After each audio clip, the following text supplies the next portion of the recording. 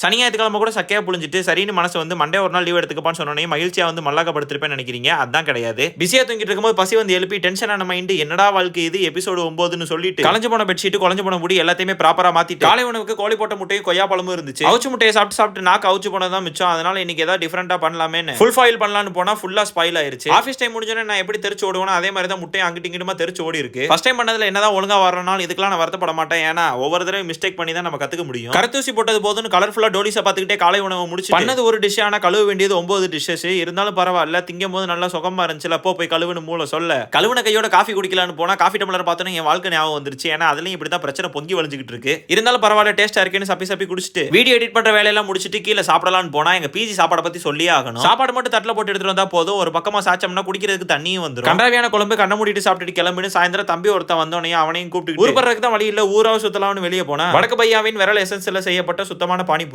Sorry தம்பி introduce பண்ண மறந்துட்டேன். இவர் தான் ரிசால். இவர் பயங்கரமான வீடியோ எடிட்டர். இவர் ஐடி டிஸ்கிரிப்ஷன்ல கொடுத்திருக்கேன், மறக்காம ஃபாலோ பண்ணிக்கோங்க. ரெண்டு பேரும் வீடியோ எடுத்துட்டு இருக்கும்போது பாய் பெஸ்டி மாதிரி இந்த பூச்சி வேற ஊடல வந்துருச்சு. பாய் பெஸ்டியால பாதிக்கப்பட்டவங்க யாரா இருந்தீங்கன்னா மறக்காம கமெண்ட்ல ஹை சொல்லுங்க. எனக்கு எப்பயுமே முதல் வாங்குறது செட் ஆகாது, ரெண்டாவது வாங்குறது தான் செட் ஆகும். நான் சொன்னது டி-ஷர்ட், மத்தபடி வேற எதுவும் உள்நோக்கம் இல்ல. நான் நேத்து போட்ட வீடியோ பார்த்திருப்பார் போல தம்பி, அதனால பரோட்டா சாப்பிட வரட்டான்னு கேட்டேன். நேத்து சாப்பிட்ட அதே ஸ்பாட்டுக்கு போய் இன்னைக்கு பரோட்டாவும் சிக்கனும் வாங்கினா இந்த சிக்கன்ல இருக்க ஆயில பார்க்கும்போது தெரிஞ்சிருச்சு என் ஆயில் எவ்வளவு நாளைக்கு இருக்க போகுது. இறுதி கட்டத்துக்கு 2 டீ வாங்கி அதுல ஒன்ல உப்பு போட்டு குடிச்சேன். சொரணை வந்து இனிமேல் கரெக்டா வீடியோ போடுங்கிறதுக்காக ஃபாலோ பண்ணிட்டு தொடர்ந்து பாருங்க. நாளைக்கு வீடியோல பார்க்கலாம். டாடா.